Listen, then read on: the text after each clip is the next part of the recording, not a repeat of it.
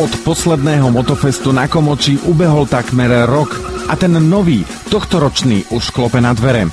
Musíme si ale splniť ešte jeden rest voči vám, divákom.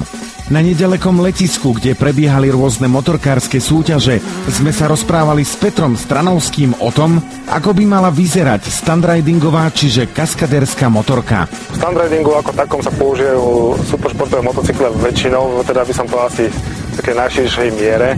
Môžu byť aj iné, rôzne klasické náháče, alebo dokonca sú aj retrokaskadéry, ktorí používajú úplne staré motorky, ale väčšinou je to len na spestrenie show, takže najčastejšie sa používajú superšporty kategórie 600 alebo 1000 kubických centimetrov. Vždy sa dajú dole kapotáže, tie sa odstránia, tie sú úplne zbytočné, pretože pri častých pádoch by sa aj tak poškodili a je to škoda proste zničiť.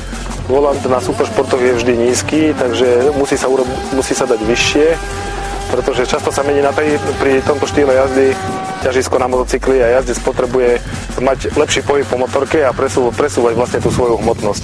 S tým nízkym volantom niektorí jazdci si ich nechávajú, ale to sú skôr výnimky. Samozrejme vždy treba dať pancierové hadice na prednú brzdu, pretože klasické gumové sa nafúkujú a nie je to potom taký cit na tú prednú brzdu. Ďalšia vec, vždy treba predložiť samozrejme lánka. Všetky lánka sú obyčajne krátke. To znamená, že spojkové lánko buď dlhšie, alebo ja osobne tu mám takýto posílovač, ktorý sa používa v motokrose. Ja ho mám z toho dôvodu, aby mi to od tých 15-20 cm predložilo to lánko, aby som nemusel dávať druhé lánko. A zároveň tá spojka je taká citlivejšia, ešte je mäkšia. Úplne základnou ďalšou vecou sú padacie rámy. To je veľmi dôležité. Pri tréningoch dosť často sa motorky váľajú po zemi, tak vždy by samozrejme to odniesli stupačky, páčky a podobné záležitosti, čo by zase vyšlo moc draho, alebo bolo by treba sa často venovať servisu po tréningoch, tak kvôli tomu tie padacie rámy. Potom ďalšou takou zaujímavosťou, čo používajú standridery, je táto zadná hrazda.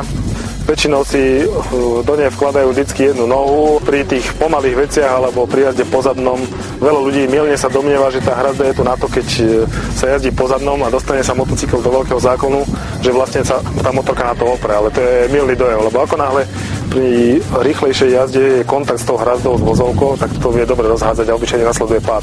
Ešte posledná dôležitá vec, obyčajne, ktorú standardy robia, tak dávajú si väčšiu rozetu do zadného kola, pretože tie superšportové motorky sú veľmi rýchle, majú tie najsilnejšie zhruba maximálkou okolo 300 km/h a to pri tých exhibíciách na letiskách je zbytočne veľká rýchlosť a samozrejme aj následne pri tej malej rozete trpí spojka a prevodovka, čím sa to vlastne toto odstráni tým silnejším prevodom.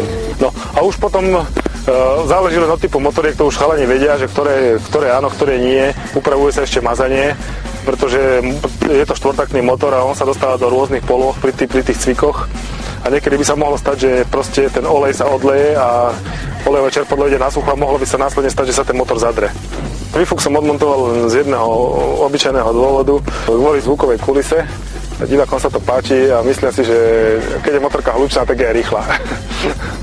A robí to aj dojem taký, že naozaj je to rýchle a ide z toho taká brutalita, taká sila a tak ďalej, takže dosť to ovplyvňuje. Standriding sa dá vlastne jazdiť s akoukoľvek motorkou, ktorá je v dispozícii. Dôležité je, aby sme sa o ňu nebáli, to je základ, aby tá motorka mohla sem tam absolvovať nejaký pád, nebolo nám to ľúto a potom toho jazdca to musí baviť.